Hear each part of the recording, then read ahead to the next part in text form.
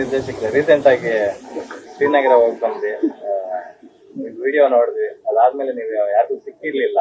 So ಖುಷಿ ವಿಚಾರ. So ಆ ಘಟನೆಯಿಂದ ಶುರು ಮಾಡಿದ್ವಿ. ಶ್ರೀನಗರ ಆ ಘಟನೆ ನಡೆಯಕ್ಕೆ ಆಕ್ಚುಲಿ ನಮ್ದು ಪ್ಲಾನಿಂಗ್ ಅಲ್ಲಿ ಇರ್ಲಿಲ್ಲ ಶ್ರೀನಗರ ಅನ್ನೋದು. ನಾವ್ ಇಲ್ಲಿಂದ ಆ ಸಾಂಗ್ ನ ಪ್ಲಾನ್ ಮಾಡಿದಾಗ ಲೇ ಲಡಾಕ್ ಹೋಗ್ಬೇಕು ಅಂದ್ರೆ ಒಂದು 5-6 ಜಾಗಗಳನ್ನ ಇದ್ ಮಾಡಿದ್ವಿ. ಒಂದು ರಾಜಸ್ಥಾನ್ ಜೈಪುರ್, ಇನ್ನೊಂದು ಬಂದು ತಾಜ್ ಮಹಲ್, ಅಲ್ಲಿಂದ ಲೇ ಲಡಾಕ್ ಹೋಗ್ಬೇಕಂತ. ಈ ಎರಡರದ್ದು ಶೂಟಿಂಗ್ ಮುಗಿಸ್ಕೊಂಡಾದ್ಮೇಲೆ ಡೆಲ್ಲಿಗೆ ಬಂದು ಇಳಿತೀವಿ.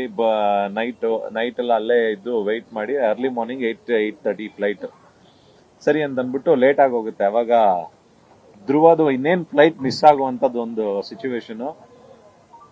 ನಾವು ಕೂತಿರೋ ಜಾಗದಲ್ಲೇನೆ ಇನ್ನೂ 1 ಅವರ್ ಲೇಟ್ ಆಗುತ್ತೆ ಅಂತ ಹೇಳ್ತಾ ಇದ್ರು.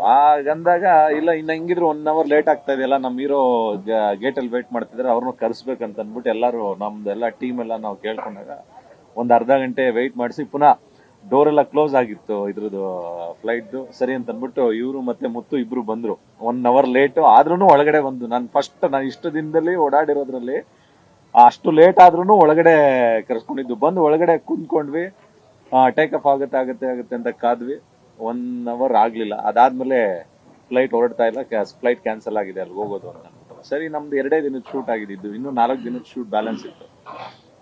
ಎಲ್ಲಿ ಹೋಗೋದು, ಯಾಕೆಂದ್ರೆ ಅಲ್ಲಿ ಆ ಸಾಂಗ್ಗೆ ಅಂತಾನೆ ಅನ್ಕೊಂಡು ಹೋಗಿರುವಂತದ್ದು.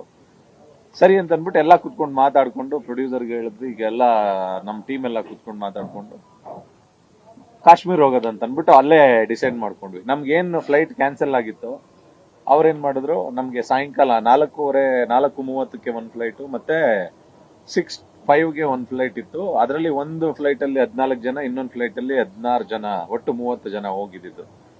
4:30 ಫ್ಲೈಟ್ಗೆ ಒಂದಷ್ಟು ಜನ ಹೊರಟ್ರು. ನಾವು 6:30 ಫ್ಲೈಟ್ ಅಲ್ಲಿ, ನಾನು ಧ್ರುವ ಎಲ್ಲಾರು ಒಂದು 6:30 ಫ್ಲೈಟ್ ಅಲ್ಲಿ ಇದ್ವಿ, ಒಂದು 16 ಜನ.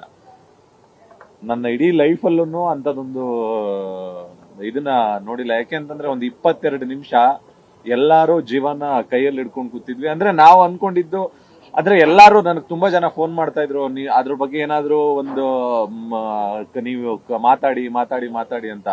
ಬದುಕ್ ಬಂದಿದೀವಿ ಅನ್ನೋದೇ ಒಂದು ಖುಷಿ ವಿಚಾರ. ಅದನ್ನ ತಗೊಂಡು ಮಾತಾಡ್ಕೊಂಡು ನನ್ಗೆ ಅದನ್ನ ಮಾತಾಡೋದು ಇಷ್ಟ ಇರ್ಲಿಲ್ಲ. ಬಟ್ ಇವತ್ತು ನೀವು ಕೇಳ್ತಾ ಇದೀನಿ, ಆ 22 ನಿಮಿಷ ನಾವು ಅದ್ರೊಳಗಡೆ ಹೆಂಗ್ ಬದುಕಿದೀವಿ ಅನ್ನೋದು. 28 ನಿಮಿಷನೋ ಏನೋ. ಯಾಕೆಂದ್ರೆ ಇದ್ದಕ್ಕಿದ್ದಂಗೆನೆ ಒಂದ್ 8-9 ಸಾವಿರ ಅಡಿ ಕೆಳಗಡೆ ಹೊಟ್ಟೋಗುತ್ತೆ. ಅದು ಒಂಥರ ಗಾಳಿಪಟ ಆರ್ದಂಗೆ ಆರ್ತಾ ಇತ್ತು. ಆ ಎಕ್ಸ್ಪೀರಿಯನ್ಸ್ ನ ಹೇಳಕ್ಕೂ ಆಗಲ್ಲ. ಒಂದೊಂದ್ಸತಿ ನಮ್ಮೆಲ್ಲರೂ ಕಣ್ಣಲ್ಲೂ ನೀರಿತ್ತು ಅವತ್ತು. ನನ್ನ ಪಕ್ಕದಲ್ಲಿ ಸ್ವಾಮಿ ಕೂತಿದ್ರು, ಅವ್ರ ಪಕ್ಕದಲ್ಲಿ ಹೀರೋಯಿನ್ ಕೂತಿದ್ರು.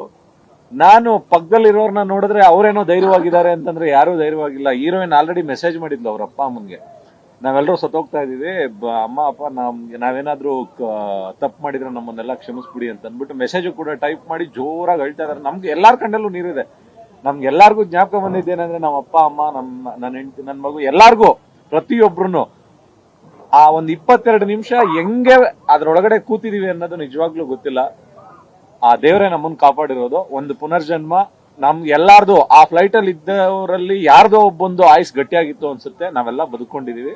ನಿಮ್ ಮುಂದೆ ಕುತ್ಕೊಂಡು ಹೇಳ್ತಾ ಇದೀವಿ. ನಿಮ್ಮೆಲ್ಲರ ಬ್ಲೆಸ್ಸಿಂಗ್ಸು, ನಿಮ್ಮೆಲ್ಲರ ಆರೈಕೆನೆ ಇವತ್ತು ನಾವೆಲ್ಲರೂ ಇರೋದಕ್ಕೆ ಒಂದು ಇದಂತ ಹೇಳಿ.